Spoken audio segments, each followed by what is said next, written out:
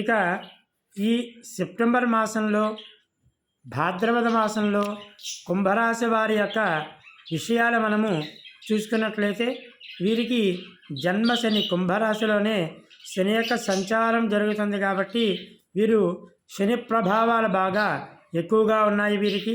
అలాగే ఈ సెప్టెంబర్ నెలలో అనారోగ్య సూచనలు కనిపిస్తున్నాయి, పనుల నుండి ఆటంకాలు అనేవి కనిపిస్తున్నాయి.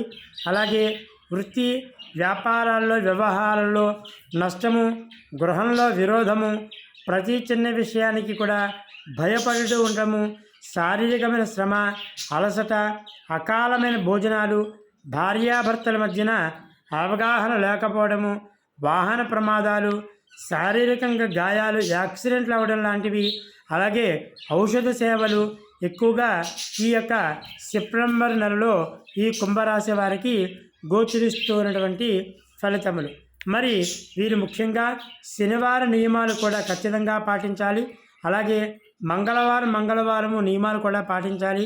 వీరు ఎక్కువగా ఆంజనేయ స్వామిని పూజించినట్లయితే శని యొక్క ప్రభావాలన్నీ కూడా వీరికి చాలా వరకు తగ్గి సుఖమైన జీవితాన్ని పొందడానికి అవకాశం అనేది ఏర్పడుతూ ఉంటుంది.